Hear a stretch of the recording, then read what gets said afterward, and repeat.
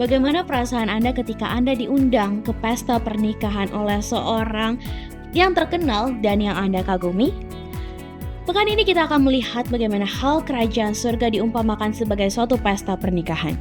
Let's dive deeper into the verse and verse.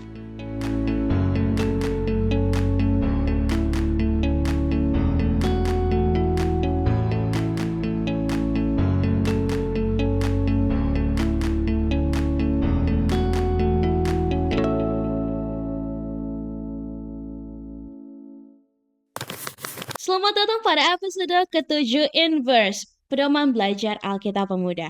Pada episode kali ini kita sudah tiba pada pelajaran ke-7 dengan judul Pakaian Pesta, dan kita akan belajar dari Matius 22 ayat 1-14. Video diskusi ini adalah pelengkap dari pembelajaran Alkitab Anda. Untuk itu, Anda perlu belajar secara pribadi untuk memperoleh pengalaman yang lebih mendalam. Jika Anda belum memiliki buku Inverse versi cetak, Anda bisa memperolehnya melalui DM ke Instagram kami @inversebible_id, atau Anda juga bisa memperolehnya melalui pemimpin sekolah sahabat jemaat masing-masing. Dan jika Anda ingin memiliki buku Inverse versi ebook, Anda bisa memilikinya melalui link yang ada di deskripsi video ini. Baik, untuk itu saya sudah bersama dengan Pendeta Victor. Halo Pendeta, Shalom. Halo, Shalom Kak Alicia. Dan saya juga sudah bersama dengan Kak Gary. Shalom Kak Alicia. Siap kita berdiskusi untuk episode ini? Siap. Untuk itu saya minta Pak Pendeta boleh berdoa untuk membuka diskusi kali ini. Kita berdoa. Bapa di surga, terima kasih untuk waktu yang boleh kami gunakan. Kami akan belajar dan akan memahami dengan baik segala sesuatu yang telah dituliskan dari firman-Mu. Dan kali ini kami akan membahas pakaian pesta yang menjadi gambaran yang indah, bagaimana kami harus tetap setia kepada Yesus Kristus. Berkati kami semua, dan apapun yang kami bahas boleh membawa berkat kepada kami semua dan seluruh pemirsa yang menyaksikannya. Inilah doa permohonan kami Tuhan, dalam nama Yesus kami persembahkan. Amin. Amin. Baik, kita akan baca bersama-sama Matius 22 ayat 1-14, perumpamaan tentang perjamuan kawin. Lalu Yesus berbicara pula dengan perumpamaan kepada mereka. Hal kerajaan sorga seumpama seorang raja yang mengadakan perjamuan kawin untuk anaknya. Ia menyuruh hamba-hambanya memanggil orang-orang yang telah diundang ke perjamuan kawin itu, tetapi orang-orang itu tidak mau datang. Ia menyuruh pula hamba-hamba lain, pesannya, katakanlah kepada orang-orang yang diundang itu, sesungguhnya hidangan telah kusediakan, lembu-lembu jantan dan ternak piaraanku telah disembelih. Semuanya telah tersedia. Datanglah ke perjamuan kawin ini. Tetapi orang-orang yang diundang itu tidak mengindahkannya. Ada yang pergi ke ladangnya, ada yang pergi mengurus usahanya. Dan yang lain menangkap hamba-hambanya itu, menyiksanya dan membunuhnya. Maka murkalah raja itu lalu menyuruh pasukan ke sana untuk membinasakan pembunuh-pembunuh itu dan membakar kota mereka. Sesudah itu, ia berkata kepada hamba-hambanya, perjamuan kawin telah tersedia, tetapi orang-orang yang diundang tadi tidak layak untuk itu. Sebab itu, pergilah ke persimpangan-persimpangan jalan dan undanglah setiap orang yang kamu jumpai di sana ke perjamuan kawin itu. Maka pergilah hamba-hamba itu dan mereka mengumpulkan semua orang yang dijumpainya di jalan-jalan, orang-orang jahat dan orang-orang baik, sehingga penuhlah ruangan perjamuan kawin itu dengan tamu. Ketika raja itu masuk untuk bertemu dengan tamu-tamu itu, ia melihat seorang yang tidak berpakaian pesta. Ia berkata kepadanya, "Hai saudara, bagaimanakah engkau masuk kemari dengan tidak mengenakan pakaian pesta?" Tetapi orang itu diam saja. Lalu kata raja itu kepada hamba-hambanya, "Ikatlah kaki dan tangannya, dan campakkanlah orang itu ke dalam kegelapan yang paling gelap. Di sanalah akan terdapat ratap dan kertak gigi. Sebab banyak yang dipanggil, tetapi sedikit yang dipilih." Baik, wow. Ini sungguh menggetarkan hati buat saya pribadi, dan perumpamaan pekan ini adalah perumpamaan yang menarik ya Pak Pendeta. Karena cukup dinamis. Alur ceritanya sangat dinamis, kita bisa lihat. Dan yang menjadi pertanyaan, mengapa Yesus menjelaskan hal kerajaan surga dengan perumpamaan ini? Gagasan utama apa yang mengenai kerajaan surga apa yang kita lihat dalam perumpamaan ini yang tidak kita temukan dari perumpamaan lain atau mungkin belum kita temukan? Baik, perumpamaan ini menggambarkan satu situasi yang paling menyenangkan dalam kehidupan kita, apalagi orang-orang muda. Ya. Kenapa? Karena ada acara perkawinan atau pesta pernikahan. Tentu yang pertama, undangan. Ada orang yang diundang. Tentu semua kita, kalau ada orang teman atau yang kita kenal akan mengadakan pesta, kita pasti berharap nih akan diundang nih. Ya. Kalau kita tidak undang, merasa kenapa kita tidak diundang. Nah, undangan. Dan yang kedua adalah pakaian pesta. Kita bisa lihat, bayangkan, ketika saya atau Kak Alicia, Kak Geri diundang, jauh-jauh hari pasti sudah mulai memikirkan pakaian apa yang mau dipakai nanti. Apa sih konsep warna yang digunakan oleh tuan rumah daripada pesta itu? Tentu kita tidak sembarangan menggunakan pakaian atau memilih pakaian. Nah, yang ketiga, bagian yang ketiga adalah dalam perumpamaan tadi kita baca, ada orang yang secara sembarangan menggunakan pakaian ke acara pesta pernikahan itu. Dan kita bisa melihat tuan rumah akan merasa sangat dihina karena kita datang dengan menggunakan pakaian sesuka hati atau bukan pakaian pesta. Yang tentu ada syarat yang harus dipenuhi oleh seluruh undangan dengan menggunakan pakaian pesta yang sudah ditentukan oleh tuan rumah. Itu yang kita tidak temukan di perumpamaan-perumpamaan lain, bagaimana Allah menyediakan satu ilustrasi ini, hubungan yang kudus yang harus dimiliki oleh seluruh umat Tuhan sebagai undangan dari acara pesta pernikahan itu. I see. Jadi hal utama dalam pesta pernikahan dalam perumpamaan ini adalah pakaian pesta itu ya Pak Pendeta. Kalau pesta pernikahan saat ini kan, kalau Geri nih diberikan kain, ya, berarti tandanya Geri adalah saudara atau sahabat dekat, ya Benar. kan?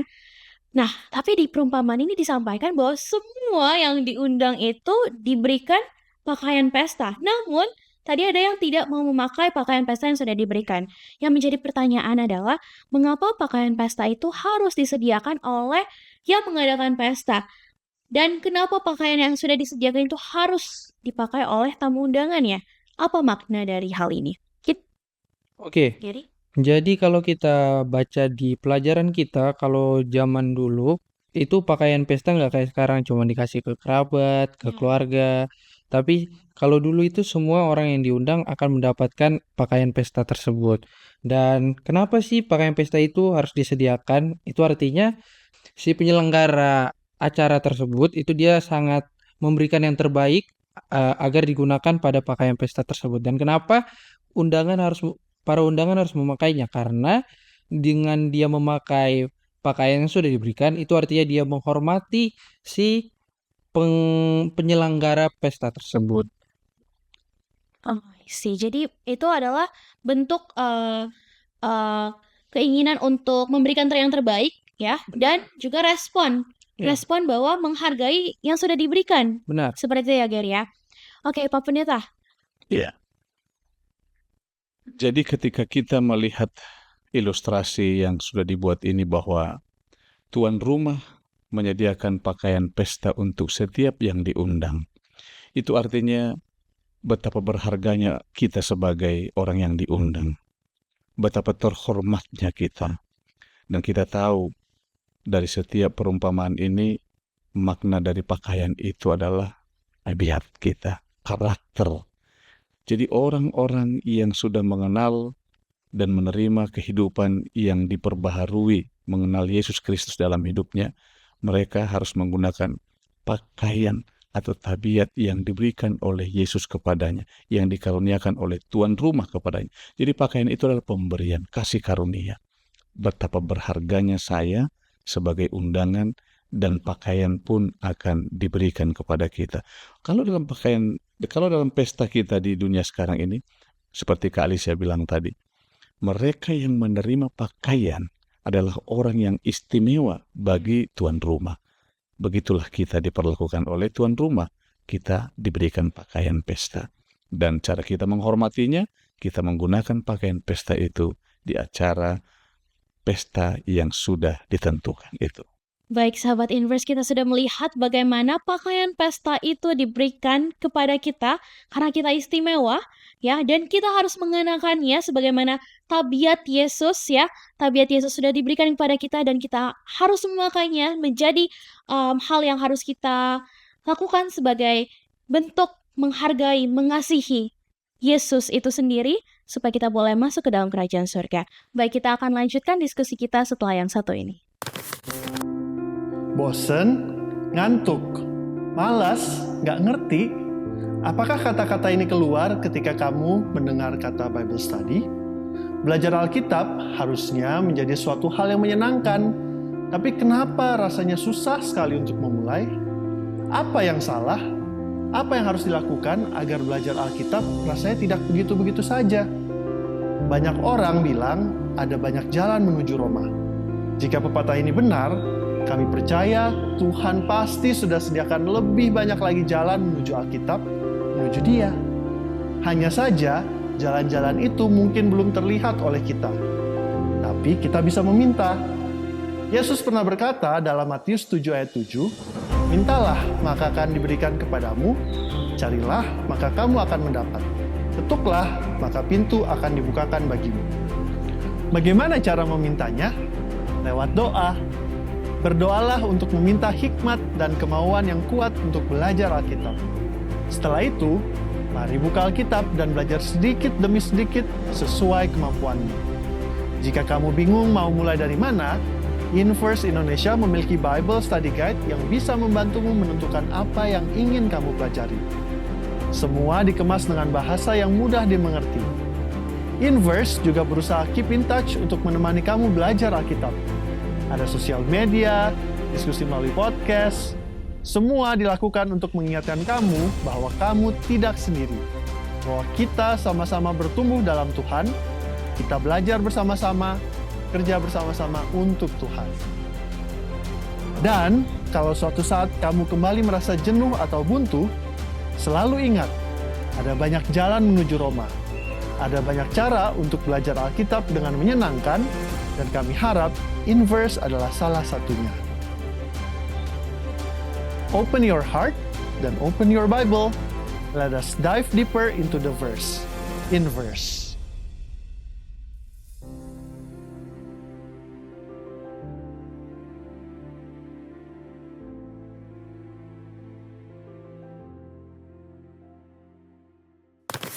Terima kasih sahabat Inverse untuk tetap bersama dengan kami. Kita akan lanjutkan diskusi ini.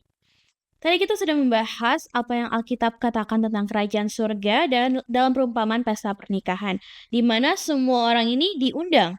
Tetapi ya, banyak yang tidak menerima undangan tersebut dan juga ada yang datang tetapi tidak mengenakan pakaian pesta. Dan di sini saya mau tanya, mengapa banyak orang muda ini menolak ya untuk menerima undangan dari Yesus Kristus? Apa aplikasi untuk kehidupan kita saat ini? Dari Pak Pendeta? Baik. Mengapa begitu penting perumpamaan ini? Ini menggambarkan keadaan dunia kita sekarang. Seberapa banyak orang-orang muda yang masih tertarik dengan nilai-nilai keagamaan sekarang. Bukankah penarikan dunia sekarang jauh lebih menggoda anak-anak muda kita? Ini gambarannya bahwa memang perumpamaan ini akan sangat relevan dengan keadaan dunia kita sekarang. Bahwa undangan dari pemilik pesta itu, kalau kita lihat dalam dalam ayat-ayat tadi, undangan yang pertama diundang, orang-orang yang pertama direncanakan untuk hadir justru menolak semua. Ya. Mereka tidak menghargai. Mengapa mereka tidak menghargai? Karena mereka merasa keadaan hidupnya baik-baik saja atau tidak merasa undangan itu penting untuk dirinya. Ya. Rasa hormat itu atau rasa kagum kepada pemilik pesta itu sudah tidak ada. Nah, sekarang kalau kita mau ambil maknanya untuk kita, orang-orang muda di zaman kita sekarang ini, bila mau mengambil pesan dari cerita ini, Yesus Kristus sekarang mengundang kita karena undangan itu semua diberikan kepada semua orang, semua kalangan. Saya dan saudara, teman-teman semua harus merespon. Jangan sampai undangan itu terlewat dari kita atau kita mengabaikannya. Maka hari ini ambil keputusan. Saya akan menerima undangan itu, menggunakan pakaian pesta, dan akan hadir di hari pesta pernikahan yang sudah ditentukan oleh tuan rumah. Jadi kemauan kita untuk menerima undangan itu harus dari diri kita. Undangan sudah disebar, undangan sudah dibagikan. Adakah saya mau menerimanya? Adakah saya mau ingin datang untuk hadir di acara pernikahan itu? Butuh dari diri kita sendiri untuk mau menghadiri undangan tersebut ya Pak Pendeta. Bagaimana Gary? Ya, kalau tadi yang pendeta jelaskan sudah jelas, saya hanya menambahkan bagaimana tadi pertanyaan juga adalah kenapa orang muda sekarang menolak undangan dari Kristus tersebut. Apalagi dengan banyaknya informasi sekarang terkait pandangan-pandangan agama. Menurut orang-orang sekarang adalah dengan berbuat baik saja itu sudah benar. Dengan pelajaran kita tadi, bagaimana ada seseorang yang dia tidak menggunakan pakaian pesta tersebut karena dia merasa bahwa pakaian yang digunakan udah sangat cukup gitu kan, pakaian sudah layak. Sedangkan apa yang jadi pelajaran kita pada saat ini adalah bagaimana Tuhan sudah di pelajaran kita ini adalah anak raja yang mengadakan pesta sudah mengundang kita semua kalangan untuk masuk ke dalam pesta tersebut. Tinggal dari kitanya, kita mau menerima atau enggak terkait undangan dari Kristus tersebut. Mau menerima atau enggak, dan ketika kita respon juga undangan tersebut dengan menghadiri pesta, kita harus melayakkan diri kita sebagai tamu undangan anak raja gitu ya. I see. Sungguh sangat, buat saya pribadi sebagai orang muda Pak Pendeta, pasti dalam hal-hal kehidupan pribadi ada hal-hal kecil kan, bukan cuma hal besar kan ya Pak Pendeta, ada hal-hal kecil yang harusnya kita menerima panggilan Tuhan bahwa gak boleh, itu bukan karakter Tuhan, itu bukan karakter Yesus, tapi kita tetap melakukan itu karena mungkin udah cukup ya, yang tadi seperti Gary dan Pak Pendeta bilang sudah cukup kok, saya sebagai manusia sudah percaya pada Yesus, tapi ternyata Tuhan itu expect more ya, Tuhan tuh ekspektasinya lebih dari itu karena kita akan menghadiri pesta anak raja gitu, bukan cuman pesta orang-orang biasa gitu ya. Dan saya mau tanya juga, ini kan terkait pesta pernikahan. Yesus selalu menggambarkan atau mengumpamakan ya hal kerajaan surga ini banyak kali, bukan cuma diceritain tapi ada beberapa perumpamaan lain sebagai pernikahan ya. Bagaimana kita bisa memahami hal ini Pak Pendeta dan Gary terkait hubungan pernikahan ini?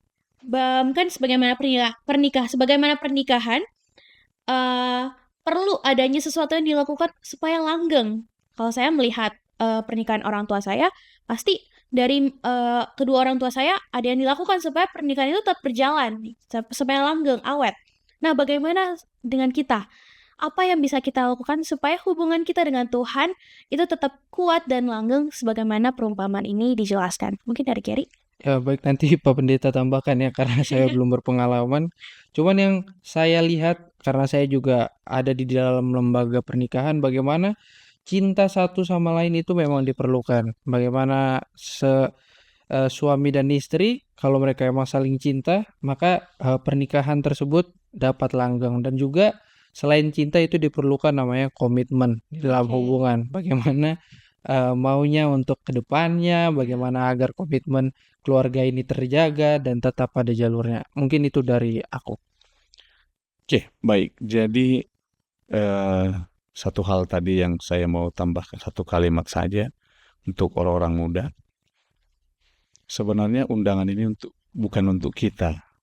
Kita lihat bacaan tadi. Adalah untuk orang yang bukan kita, tapi kita punya kesempatan menerima undangan itu. Maka kita sekarang berada dalam suasana pernikahan, hubungan pernikahan antara saya sebagai calon mempelai wanita dan Yesus Kristus adalah calon mempelai pria saya.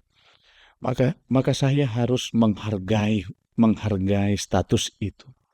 Jadi kalau ada sepasang muda-mudi yang akan dinikahkan atau membentuk rumah tangga, maka kedua orang ini harus menjaga komitmen seperti Kak Geri katakan tadi, bahkan setelah menikah pun komitmen masih ada.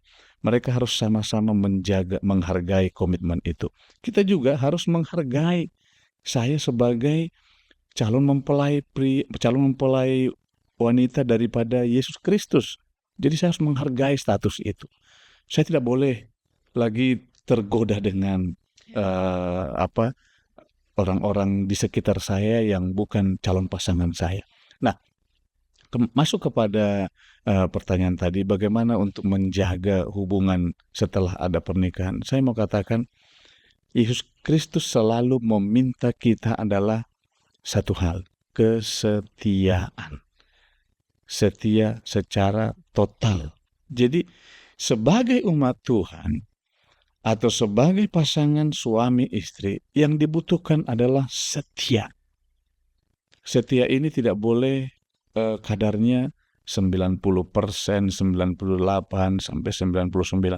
Harus 100% setia. Jadi untuk menjaga itu adalah kesetiaan. Dan yang kedua, ini yang paling perlu.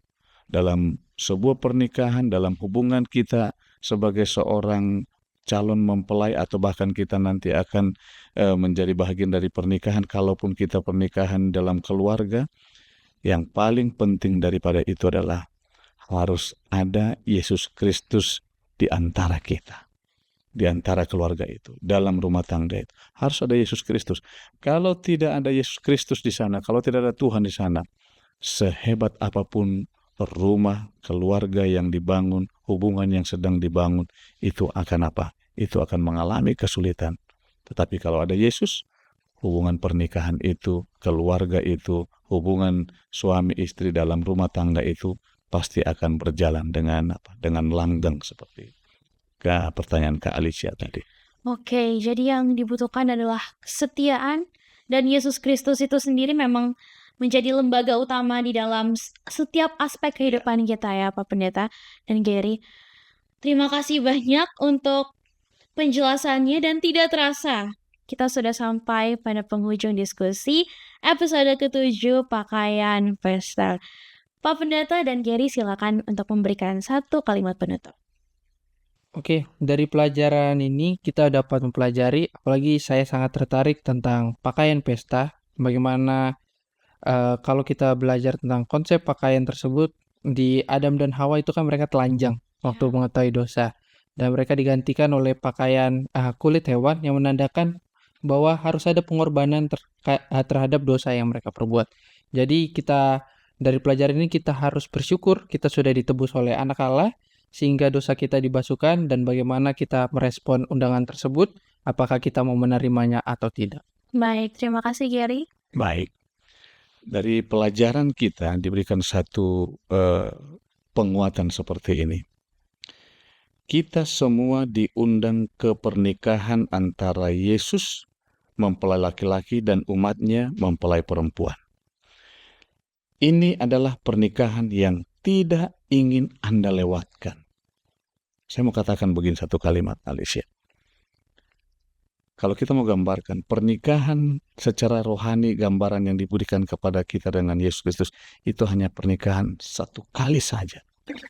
Tidak ada lagi kesempatan kedua untuk menikah dalam arti kepada Yesus tadi itu. Hanya sekali.